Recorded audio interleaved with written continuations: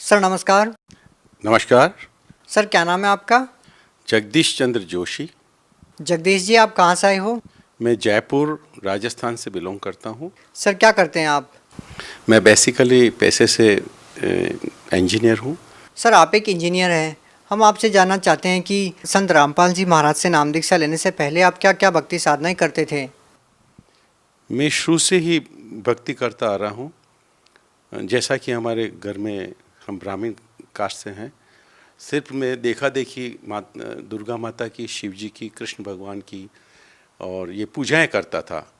तो उन सर आपने बताया कि पहले जो भक्ति साधनाएं आप कर रहे थे उनका आपको कोई विशेष लाभ नहीं मिला।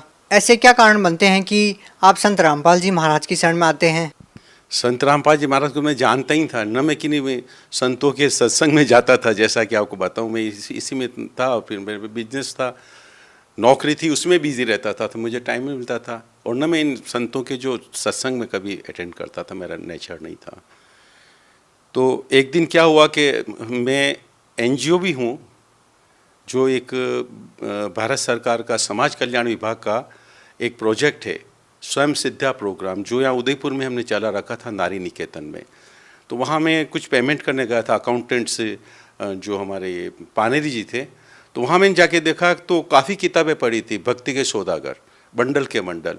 तो मैंने उनको, अकाउंटेंट साहब का एक कौन रख गया, बोले पता नहीं कोई आए थे और रख गए थे। तो मैंने कहा 2 किताबें तुरंत मुझे दो इसमें से भक्ति के सौदागर की। जब वो भक्ति की सौदागर किताब मैंने घर पर जाके पढ़ी तो मेरा दिमाग ही ख़राब हो गया। मैं डरे ठो रहा हूँ अभी तक, मैंने ये क्या किया, मुझे कुछ करना तो और था, और गीता के और वेद के साथ मैं कुछ कर ही रहा हूँ। मैं तुरंत वहाँ फ़ोन मिलाया, जो उसमें नंबर दे रखे थे कि साहब मैं आना चाहता हूँ, ये जानना चाहता हूँ, ये भक्ति का सौदागर किताब पढ़ने के बाद मेरा दिमाग ऐसा हो रखा है, मुझे तुरंत मिलना चाहिए, इसका पूरा फ़ायदा उठाने का। तो बोले आप, उन्होंने मुझे रास्ता बताया, तो मैं वहाँ पहुँच गया। उसके बाद मैंने ये सारी जानकारी ली, तो मैं तब से नाम ले लिया, मुझे गले उतर गई बात सारी। सर जैसे कि आप एक इंजीनियर हैं, बात करें हम संत रामपाल जी महाराज की, तो वो जेई विभाग में एक इंजीनियर रहे हैं। आपको संत रामपाल जी महाराज के ज्ञान में ऐसा क्या लगा कि उनको आपने एक पूर्ण गुरु परमात्मा के रूप में माना?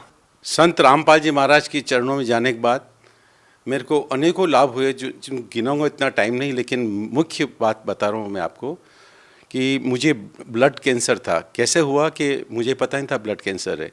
उदयपुर में मैंने चेकअप करवाया तो ये वाइट सेल्स होते हैं, वो हैं जो 60,000 थे, जबकि होने चाहिए 10,000। उसको CLL भी बोलते उस बीमारी को, जो उसका मतलब होता है ब्लड कैंसर।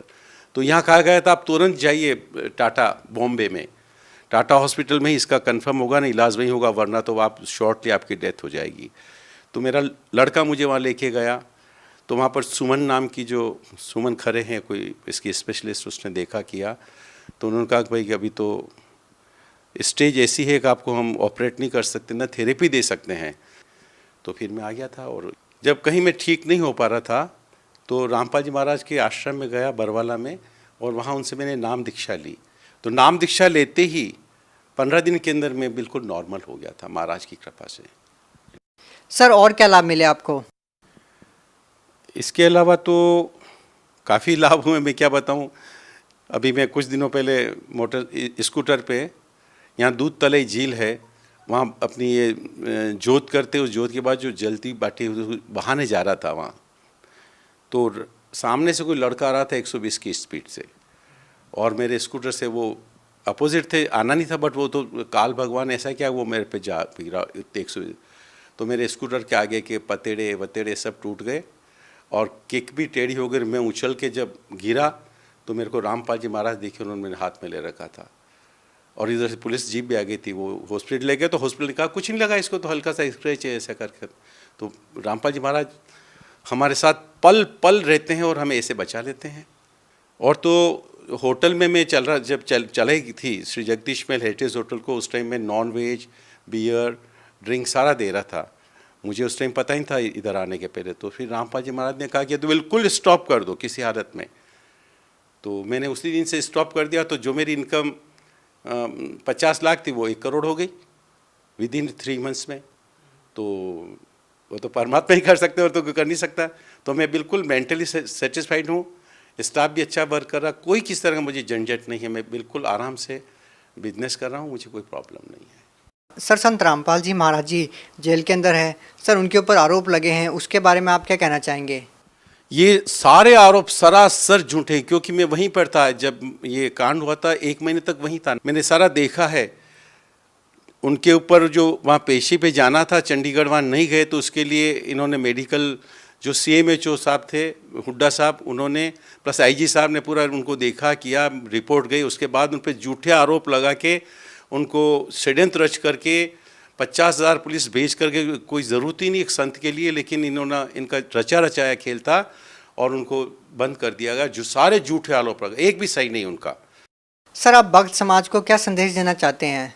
मैं सारा भक्त समाज है भारत का और संसार का, पूरा विश्व का, उसको यही संदेश देना चाहता हूँ कि जो रामपाल जी महाराज जो ज्ञान दे रहे हैं गीता, वेद, पुराण और कुरान शरीफ और बाइबल से, उसको बहुत ध्यान से पढ़ें, आपको पता चल जाएगा कि रामपाल जी महाराज कौन हैं, कैसे भक्ति करनी चाहिए। कई चैनलों पर इनके प्रोग्राम आते हैं और उसमें आप ध्यान से देखोगे तो पता चल जाएगा, क्योंकि वो तो एग्जैक्टली अध्याय नंबर और मंत्र नंबर बता के समझाते हैं, आपको इजीली समझ में आ जाएगा किसी इसमें ज़्यादा और दूसरी उलझन में पढ़ने की ज़रूरत ही नहीं। जो दूसरे ब्राह्मणों ने उलझा रखा है, शंकराचार्यों ने, काजी मुल्ला ने, वो आपको पता चल जाएगा कि they have befooled us till today, और अब परफेक्ट ज्ञान मिल गया है, तो अपनी मुक्ति 100% निश्चित है, जैसा गीता के अध्याय 18वें अध्याय में लिखा हुआ है।